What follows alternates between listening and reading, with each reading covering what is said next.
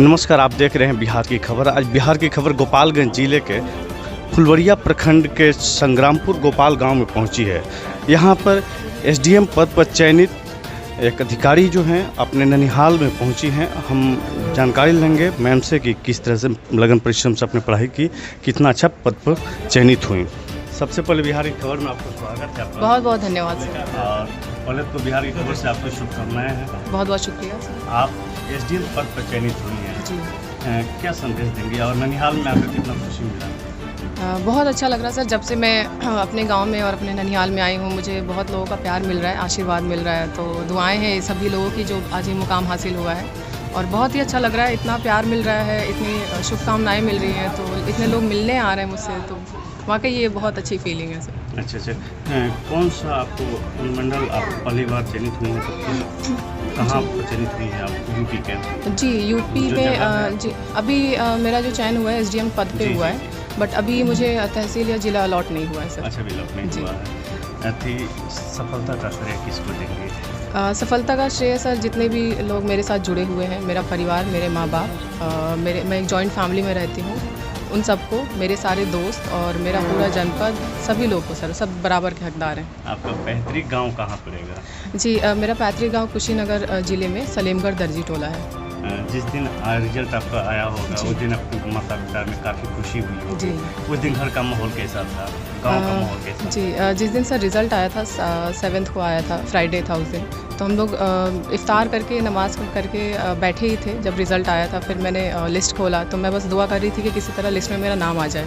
But first page पे मैंने अपना नाम देखा कि मैं टॉपर हूँ, तो यकीन नहीं हो रहा था कि ये मैं ही सल्तनत हूँ कि कोई और है। तो मैं बार बार चेक कर रही थी कि रोल नंबर मिलाया, फिर बहुत खुशी हुई, कंफर्म हुआ।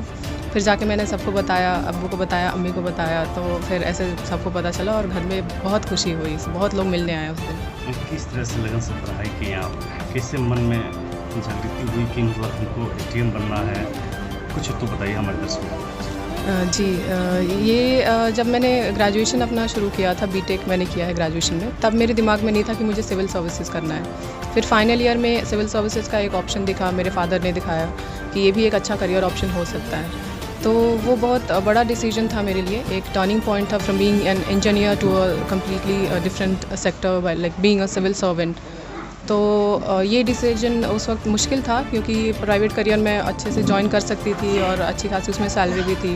बट सिविल सर्विसेज एक ऐसी जॉब है जो कि जिसमें मनी आपका सेकेंडरी चीज़ हो जाता है, और ये जो सर्विसेज से जो प्रतिष्ठा मिलती है, जो लोगों से सम्मान मिलता है, प्यार मिलता है, उनकी सेवा करने का मौका मिलता है, तो ये एक ऐसी चीज़ है जो मुझे गूज बम्प देता है जब मैं ये सोचती हूँ कि हाँ, मुझे ये मौका मिलेगा, सेवा करने का मौका मिलेगा। तो इस तरह से मेरा डिसीजन हुआ सर सिविल सर्विस की तरफ आने का, और मैं खुश हूँ कि मैंने वो डिसीजन लिया। अच्छा।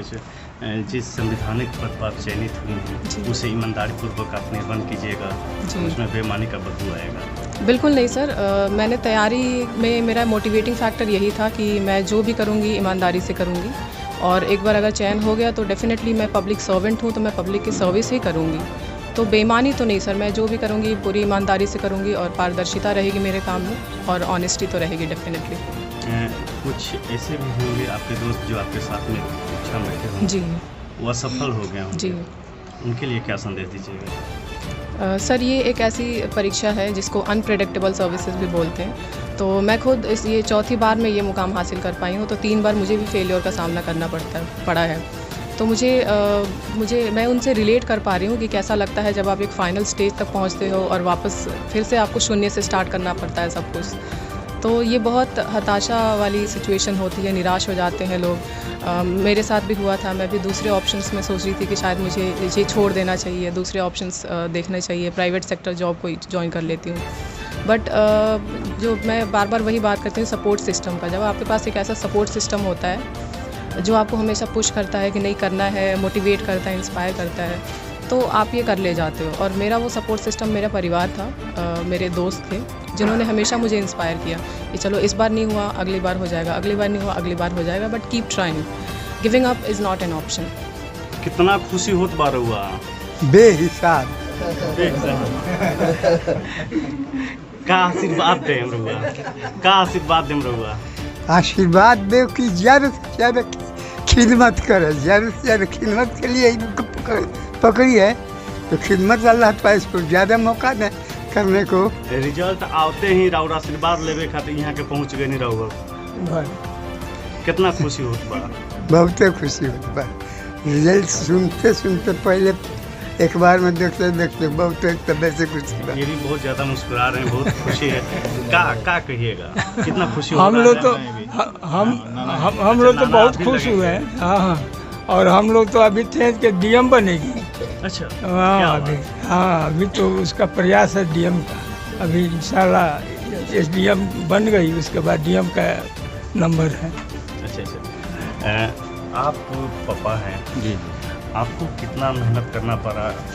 कहाँ से आप सोचे थे कि हम अपनी बिटिया को इतना आगे तक बढ़ाएंगे? इनका बीटेक फाइनल जब हुआ था तो आगे हम लोगों का कोई रास्ता दिखाने वाला नहीं होता था कि इसके आगे क्या करना है।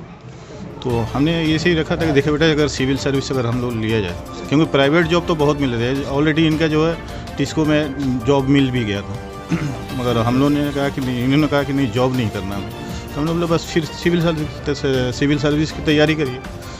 तो इन्होंने देखा, उसके बाद से मैंने एक बीटेक से फिर सिविल सर्विस में, यानी जीरो से स्टार्ट करना फिर दोबारा। तो इनके लिए बहुत बड़ा एक चैलेंज था और अल्हम्दुलिल्लाह इन्होंने चैलेंज कबूल किया और आपके सामने कर रिजल्ट आया। जी हाँ, उस दिन आप बैठे थे कि खड़े थे? नहीं, हम बैठे किस तरह थे। से आपको जी अंदर खुशी हुई? जी, हम बैठे थे और कुछ खा रहे थे क्योंकि हमारा तरावी का टाइम हो रहा था, नमाज की भी टाइम हो रही थी और तरावी पढ़ने जाना था। तो इनकी वालिदा भी जो वालिदा जो हमारे पास खड़ी थी, तो वालिदा को नहीं बोली है, उनसे पूछी कि अब्बू कहाँ हैं, और उन्होंने आया और गले पकड़ के और बहुत रोई और उसके बाद से बोली कि हम कलेक्टर बन गए। तो वो खुशी का कोई, मैंने वो मोमेंट की शायद था, मोमेंट की क्या बताया, भावुक हो रहे हैं जी। अच्छा, क्या संदेश दीजिएगा? कुछ बच्चे इनके दोस्त होंगे जो एग्जाम में परीक्षा देने गए, नहीं हम अब जो असफल हो जिस गए। दिन का रिजल्ट आउट होने वाला था तो हमने ऐसे ही आए थे जोहर की नमाज़ पढ़ के। तो हमने इनको बोला था कि बेटा ऐसा करते हैं, चलते हैं घूमने के लिए, रिजल्ट जब आउट होता है तो घूमने चलते हैं। तो उन्होंने कहा ठीक है कोई बात नहीं, चलते हैं घूमने।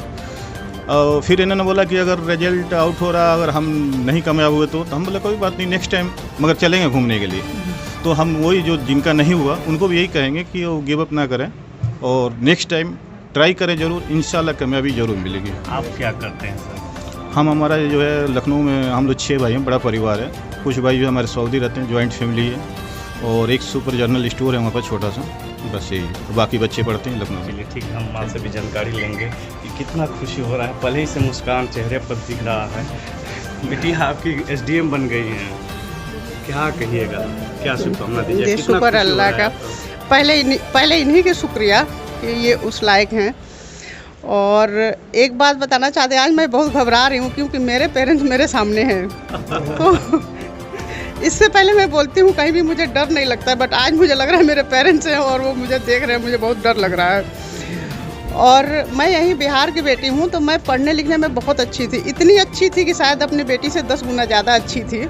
लेकिन हमको मेरे माँ बाप नहीं समझे, नहीं पढ़ाए।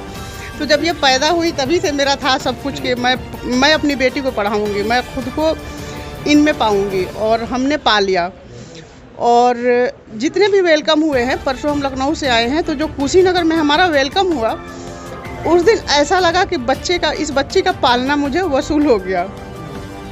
और बच्ची है भी बहुत अच्छी, गॉड गिफ्ट है, फरिश्तों वाला इनमें हर चीज़ है। और यहाँ के लोगों से सबसे मैं ये मैसेज देना चाहूँगी सभी बच्चों के लिए कि आज के ज़माने में पैसे उड़ रहे हैं, उसे पकड़ने की टेक्निक चाहिए। तो आप लोग पैसों के पीछे ना भागिए, आप लोग कामयाब बनिए और ईमानदारी से पढ़ाई करिए। सबसे मैं यही कहना चाहूँगी। और आज मैं ज़्यादा बोल नहीं पाऊँगी क्योंकि मेरे पेरेंट्स मेरे सामने हैं। आप कौन लगते हैं? ये मेरी भांजी है, ठीक है ना? हाँ जी, आप मामा हैं? जी, मैं मामा हूँ। और भांजी जब क्या बोलते हैं एसडीएम बनती है तो मामू का एक रुतबा अलग बन जाता है। जैसे चाचा विधायक है हमारे वाले, जो रुतबा है, माँ से कहीं ज़्यादा मामा का वो पद मिलता है। जैसे मामा 2 बार कहा जाता है और माँ को 1 बार ही कहा जाता है। आपको कितना खुशी हो रहा है भांजी आपकी एसडीएम बन गई? अब जब आप खुद बोल रहे हैं 2 बार माँ, तो आप समझ सकते हैं कितना खुशी हमको महसूस हो रहा है।